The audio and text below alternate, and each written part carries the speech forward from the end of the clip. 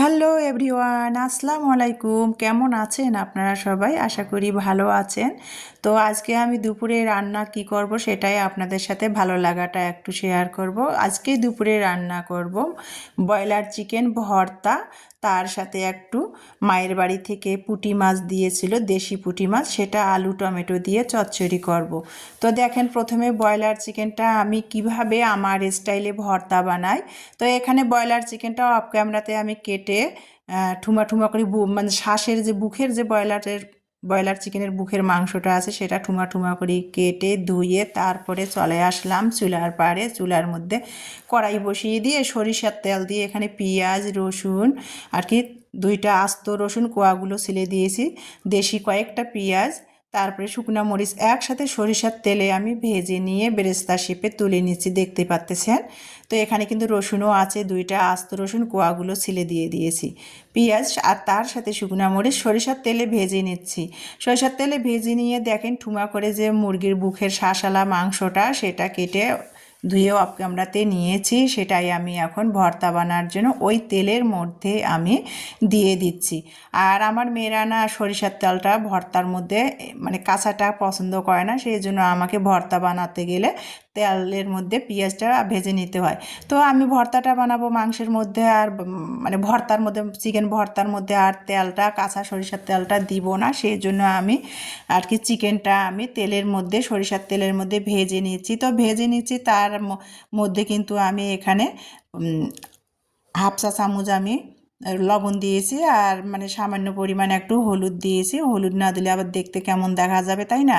সেজন্য দিয়েছি। আর একটুখানি মানে হাফ চা চামচেরও কম মরিচের শুকনো মরিচের গুঁড়ো দিয়েছি। দিয়ে এখানে ভালো করে সরিষার তেলের মধ্যে কিন্তু আমি ব্রয়লার চিকেন ভেজে নিচ্ছি। দেখেন ছোট ছোট করে অবশ্য কেটে নিয়েছিলাম, ঠুমা ঠুমা করে ভেজে নিচ্ছি। তারপরে এই যে সামান্য আর কি আমি 1 কাপেরও কম পানি দিয়েছি, যেহেতু আর কি পোড়া পোড়া ভাব লাগছে, পানি না দিলেও চলে। তো আমি এখানে পানি দিয়েছি বলতে আমার মেয়ে পণ্ডিতগিরি করে পানি দিয়ে দিয়েছে। তো কি আর করার, এখন ঢাকনা দিয়ে একটুখানি সিদ্ধ করে নিয়েছি। জালটা মানে হাই হিটে দিয়েছিলাম যেহেতু পানি দিয়েছে এই জন্য। তো দিয়ে তারপরে কিন্তু পানিটা মানে মেয়ে যেহেতু পণ্ডিতগিরি করে পানিটা দিয়ে দিয়েছে এই জন্য হাই হিটে জালটা দিয়ে পানিটা আমি টেনে নিয়েছি। নিয়ে আর কি তেলের মধ্যে, সরিষার তেলের মধ্যে আমি ব্রয়লার চিকেনটা ভেজে নিলাম। নিয়ে দেখেন কিভাবে আর কি বাদামি কালার করে ব্রয়লার চিকেনটা পরে লো হিটে দিয়ে সিদ্ধ হয়ে গেছে আর তেলের মধ্যে পরে ভাজা ভাজা করে নিয়েছে। বেশি শক্ত হওয়া যাবে না ব্রয়লার চিকেনটা। তো যাই হোক, দেখেন কিভাবে আর কি আমি ভর্তাটা ব্রয়লার চিকেনের বানায় নিচ্ছি। চিকেনটা কিন্তু বেশি আমি মানে লাল করে ভাজি নেই, মানে হালকা লাল করে ভেজেছি। তো বেশি লাল করে ভাজলে তো ভর্তাটা শক্ত হবে, চিকেনটা আর কি ভর্তা বানা যাবে না, সেই জন্য আর কি আমি হালকা করে আর কি ভেজে নিয়েছি। ওই লো হিটে পরে জালটা দিয়ে চিকেনটাও সিদ্ধ হয়ে গেছে আর একটু লালচে ভাব এসেছে।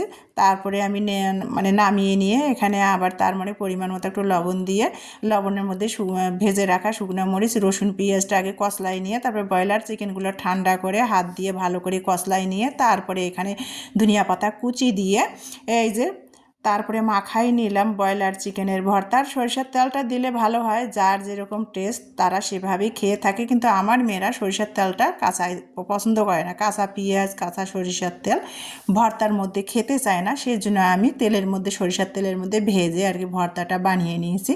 ভর্তাটা তো হয়ে গেল, চিকেন ভর্তাটা।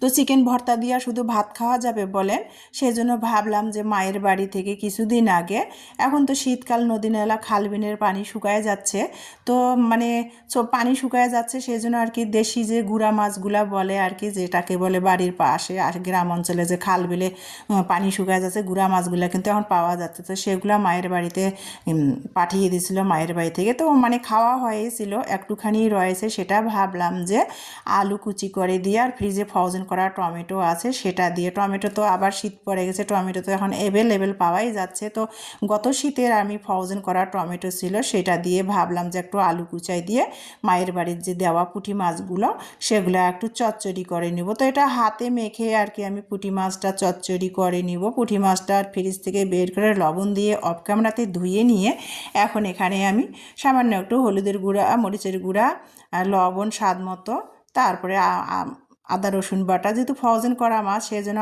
আদা বাটাটাও সামান্য একটু দিয়েছি, আদা রসুন বাটা, কাঁচামরিচ ফালি করে দিয়েছি, আর এখানে পেঁয়াজ কুচি দিয়েছি। আর সরিষার তেলের তো আমি তরকারি খাই, সরিষার তেল দিয়ে সব কিছু মশলা হাতের সাহায্যে ম্যাশ করে নিয়ে আলুটা ভালো করে মেখে নিয়ে তারপরে উপরে আর কি মাছটা দিয়ে আমি হালকা করে নেড়ে ছেড়ে পরিমাণ মতো একটু পানি দিয়ে দিব। যেহেতু চচ্চড়ি করবো বেশি পানি দিব না, হাতটা দিয়ে একটুখানি পানি দিয়ে এখন চুলায় বসিয়ে দিব। আর সাধারণত ছোটো মাছের তরকারি কিন্তু এভাবে রান্না করলেই ভালো লাগে। আর আমি তো আবার সরিষার তেলের তরকারি খাই, তাতে তো আরও মনে হয় মাছ তরকারিটা যখন হাতে মেখে আর কি রান্না করা হয় ঝাঁঝালো একটা ঘেরান আসে। তারপরে ফ্রিজ থেকে ফ্রোজেন করা টমেটো যেটা ছিল সেটা বের করে দিয়ে দিলাম, দিয়ে ঢাকনা দিয়ে নেড়ে ছেড়ে তরকারিটা আবারও রান্না করে নিয়ে এখন আর কি ধনিয়া পাতা কুচি করে দিয়ে উপরে তারপরে একটু দমে বসিয়ে রাখবো তরকারিটা, তারপরে আমি আর কি পরিবেশন করবো। তো দেখেন টমেটো ফ্রোজেন করা টমেটো দিয়ে আর ধনিয়া পাতা আর আলু দিয়ে আর কি মায়ের বাড়ির দেওয়া পুঁটি মাছটা সেটাও চচ্চড়ি করে নিলাম। দেখেন কত সুন্দর। এখন দুপুরে খাওয়ার পালা। তো বিসমিল্লা করে ব্রয়লার চিকেনের ভর্তা আর এই যে দেশি পুঁটি মাছ টমেটো ফ্রোজেন করা টমেটো দিয়ে আলু দিয়ে চচ্চড়ি করেছি, সেটা দিয়ে দুপুরের খাবার খাবো বন্ধুরা। আর এইভাবে কিন্তু ব্রয়লার চিকেন ভর্তা করলে কিন্তু খুবই ভালো লাগে। আমার মেয়েরা শুধু ব্রয়লার চিকেন দিয়ে ভাত মানে ব্রয়লার চিকেনের ভর্তাটা দিয়ে ভাত খেয়েছিল। তো দেখেন তারপরে কিন্তু দুপুরে খাচ্ছি বিসমিল্লা করে। বন্ধুরা যারা ভিডিওটি দেখতে দেখতে এ পর্যন্ত এসেছেন একটা লাইক দেন নাই, প্লিজ মনে করে একটা লাইক দিয়ে দিবেন। আপনাদের একটা লাইক 8-10 জনের মাঝে আমার ভিডিওটি পৌঁছায় দিয়ে সাহায্য করবে। তো ভিডিওটা দেখতে দেখতে ভাত খেতে খেতে দুপুরের আপনাদের মাঝ থেকে বিদায় নিব। আমার ভিডিওটি এতক্ষণ ধৈর্য সহকারে যারা দেখেছেন সবাইকে অসংখ্য অসংখ্য ধন্যবাদ। আমার নেক্সট ভিডিও দেখার সবাইকে আমন্ত্রণ জানিয়ে দুপুরের খাবার খেতে খেতে বিদায় নিব। সবাই ভালো থাকবেন, সুস্থ থাকবেন। আল্লাহ হাফেজ।